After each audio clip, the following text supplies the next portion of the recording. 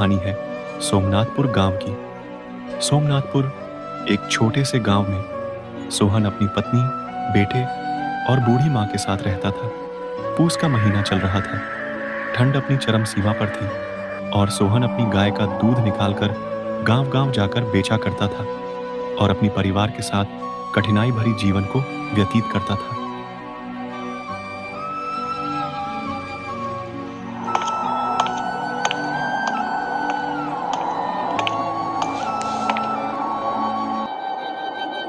पूनम, देखो ना, हमारी गाय की तबीयत सही नहीं लग रही है। इसने कल रात से ही घास नहीं खाया है। जी, आपने तो बिल्कुल सही कहा। घास तो वैसे की वैसे ही रखी हुई है। मुझे तो ऐसा लगता है गाय को कहीं ठंड तो नहीं लग गई। पूनम, इस बार पैसे जमा करके मैं सबसे पहले अपने गाय के लिए एक छोटा सा घर बनाऊंगा। यह हमारी गाय हर मौसम में कितना कष्ट सहती है ना। मैं इसके पास आग जला देती हूँ जिससे गाय को बहुत राहत मिलेगी और मैं बढ़िया से चारों तरफ ढक देती हूँ जिससे हवा रुक सके।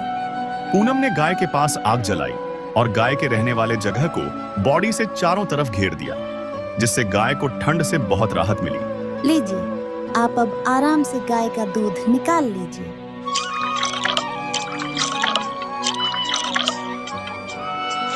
पूनम, ठंड बहुत ज्यादा है। तुम लकड़ियां हमेशा जलाकर रखना जिससे घर गर्म रहे और माँ राजू को ठंड से राहत मिल सके। जी, मैं हमेशा लकड़ियां जलाकर ही रखूंगी। आप चिंता मत कीजिए। अच्छा, तो फिर मैं जा रहा हूँ दूध बेचने। सोहन जैसे ही दरवाजा के पास पहुंचा तो उसे ठंड को देखकर हिम्मत नहीं हो रही थी कि वह घर से बाहर निकले। तभी सोहन की माँ सोहन से कहती है, बेटा, आज ठंड बहुत ज्यादा है। मैं कहती हूँ आज मत जाओ दूध बेचने। नहीं माँ, दूध नहीं बेचूंगा तो घर कैसे चलेगा? और यह ठंड तो अभी 2 महीने और रुकने वाले हैं। ठीक है, तू बाहर जा ही रहा है तो मेरे लिए चादर लेकर आना। बेटा, रात में ठंड बहुत ज्यादा लगती है। तभी उधर से राजू भी बोलता है, पापा, मेरे लिए भी टोपी वाला स्वेटर लेकर आना। आपने पिछले बार ही कहा था, मैं इस बार खरीद दूंगा। ठीक है राजू बेटा, फिर मैं चलता हूँ। बाहर ठंड बहुत ज्यादा थी और कुहासा अभी छाया हुआ था। हवा चलने के कारण सोहन साइकिल अच्छी तरह चला नहीं पा रहा था। ठंड से कांपते हुए सोहन बोलता है, दूध वाला आ गया आपके गांव में, दूध वाला आ गया, दूध ले लो। इस ठंड के मौसम में चाय का मजा ले लो। सोहन ने गांव में इधर उधर घूमकर दूध बेचा, पर सोहन का दूध किसी ने नहीं खरीदा। गांव वालों का कहना था कि इस ठंड में लकड़ियों की ज्यादा जरूरत है। चाची, आप मेरा दूध ले लो। अगर आप मेरा दूध लोगी तो मैं अपनी माँ और बेटे के लिए ठंड के कपड़े ले जा सकूंगा। नहीं सोहन, मेरे पास इतने पैसे नहीं है कि मैं दूध ले सकूं। इस ठंड में तो जीने के लिए लकड़ियां लेना बहुत जरूरी है। सोहन निराश मन और ठंड से हालत खराब होकर घर की ओर जा रहा था। उसे बस अपनी माँ और बेटे की बातें याद आ रही थी। तभी सोहन मन में बोलता है, हे भगवान, मेरे परिवार को ठंड से बचाना। मैं अपने माँ और बेटे के लिए ठंड के कपड़े नहीं लेकर जा पा रहा हूँ। इस तरह सोहन मन ही मन बोलते जा रहा था और हवा तो रुकने का नाम ही नहीं ले रही थी। इस ठंड ने तो सोमनाथपुर गांव के लोगों को हिलाकर रख दिया। सभी अपने अपने घरों में आग जलाकर बैठे रहते थे। इतनी ठंड में किसी को घर से बाहर निकलने का हिम्मत नहीं थी। इधर जैसे ही सोहन घर के अंदर जाता है, पापा, मेरे लिए टोपी वाला स्वेटर लेकर आए हो ना? नहीं बेटा, आज मेरे दूध किसी ने नहीं खरीदे, इसलिए मैं दादी और आपके ठंड के कपड़े नहीं ला सका। ठीक है पापा, पर कल आप मेरे लिए पक्का स्वेटर खरीद देना। सोहन के ठंड से हालत खराब थी, जैसे मानो हाथ पैर जम सा गया हो। उदास मन से सोहन आग के पास बैठा सोचता है, हवा तो रुकने का नाम ही नहीं ले रहा। आज रात को मैं अपनी माँ को ओढ़ने के लिए क्या दूंगा? हमारे घर में तो एक ही चादर है जो राजू के पास रहता है। हे भगवान, मेरी मदद करो। यह सब सोहन सोच ही रहा था, तभी पूनम बोलती है। राजू के पापा, खाने में क्या बनाऊं?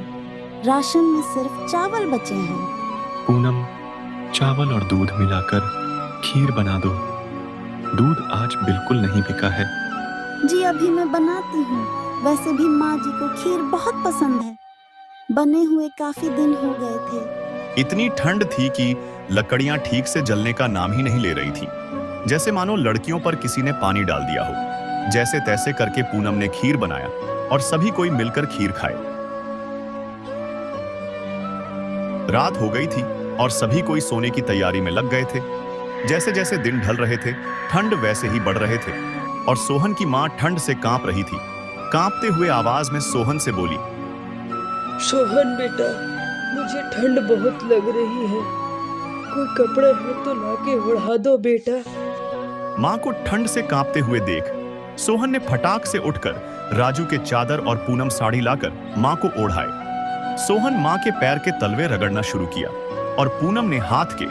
उन लोगों ने शरीर को गर्म करने की बहुत कोशिश की, पर ठंड इतनी ज्यादा थी कि उनके शरीर पर यह सब काम ही नहीं कर रहा था। माँ, चिंता मत करो, मैं हूं ना। मैं तुम्हें कुछ नहीं होने दूंगा माँ। हे भगवान, मेरी माँ को बचा लो। यह कहते ही सोहन की आंखों में आंसू आ गया, लेकिन होनी को तो कुछ और ही मंजूर था। पूनम और सोहन लगातार शरीर को गर्म करने की कोशिश कर रहे थे, लेकिन वह लोग शरीर को गर्म करने में नाकाम रहे। बेटा, यह ठंड अब मुझसे बर्दाश्त नहीं हो रही है। माँ, तुम्हें कुछ नहीं होगा माँ। मैं अभी पड़ोस के चाची के घर से चादर मांग कर लाता हूँ। पूनम, तुम माँ का ख्याल रखो, मैं अभी आता हूँ। राजू के पापा, माँ को देखो। माँ की आंखें बंद हो गई। इस ठंड में माँ को हम लोगों से छीन लिया। यह कहकर पूनम बिलक बिलक कर रोने लगी और सोहन ने तो चुप्पी लगा ली। इस हादसे ने सोमनाथपुर गांव के सभी बुजुर्गों को डराकर रख दिया। सोहन की मां के मौत के बाद उस गांव में एक सन्नाटा सा छा गया। बूढ़े हो या जवान, सभी कोई इस ठंड से डरने लगे थे। इस हादसे ने बुजुर्गों को इतना डरा दिया कि वह लोग अपने घर में ही कैद हो गए और अलाव जलाने लगे। इधर सोहन को हमेशा यह दर्द सता रहा था कि मैं अपनी मां को चादर नहीं लाकर दे सका। अगर मैं लापता तो शायद मेरी मां आज जिंदा होती। यह चुप्पी ने सोहन को अंदर से तोड़कर रख दिया था। वह चुपचाप एक कोने में बैठकर मां की तस्वीर देखता रहता।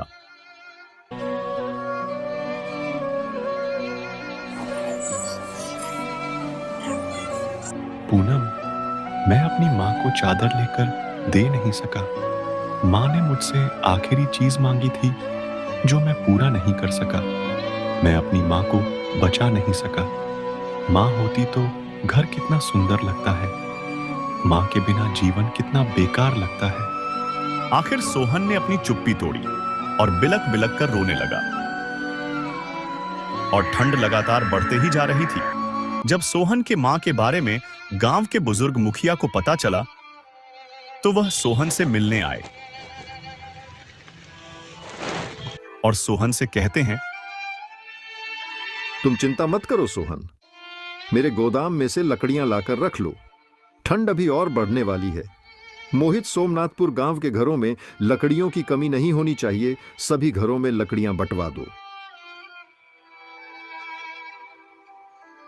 मुखिया जी, मेरी माँ ने जाते जाते मुझे एक चादर मांगी थी जो मैं दे नहीं सका। सोहन ने मुखिया को सारी बात बताई, जो दूध ना बिकने के कारण अपनी मां के लिए चादर ना ला सका। तभी मुखिया ने सोहन को एक सलाह दिया। देखो सोहन, अगर तुम्हारा दूध गांव में नहीं बिकता है तो तुम डायरी में जाकर दे सकते हो। वहां पर आसानी से तुम्हारे दूध को ले लेंगे। मगर याद रखना, अगर तुम दूध में पानी मिलाओगे तो पकड़े जाओगे। वहां पर मापने वाला मशीन होता है। जी मुखिया जी, मैं ऐसा ही करूंगा। मेरे दूध तो ऐसे भी शुद्ध होते हैं। मुझे राजू के लिए स्वेटर भी लाना है। वह बहुत दिनों से मांग कर रहा है। याद रखना सोहन, किसी भी चीज से लड़ने के लिए सबसे पहले खुद को मजबूत करना होता है। खुद को मजबूत रखोगे तो यह हवा और ठंड तुम्हारा कुछ नहीं बिगाड़ सकता।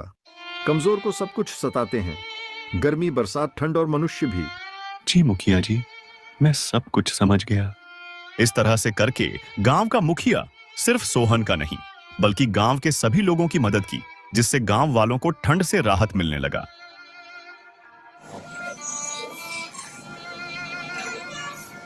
ठंड का कहर अभी भी जारी था और सुबह सुबह सोहन उठता है और अपनी गाय का दूध निकालकर गांव वालों को न देकर डायरी में देता है और उस पैसे से अपने बेटे राजू के लिए टोपी वाला स्वेटर खरीद लाता है।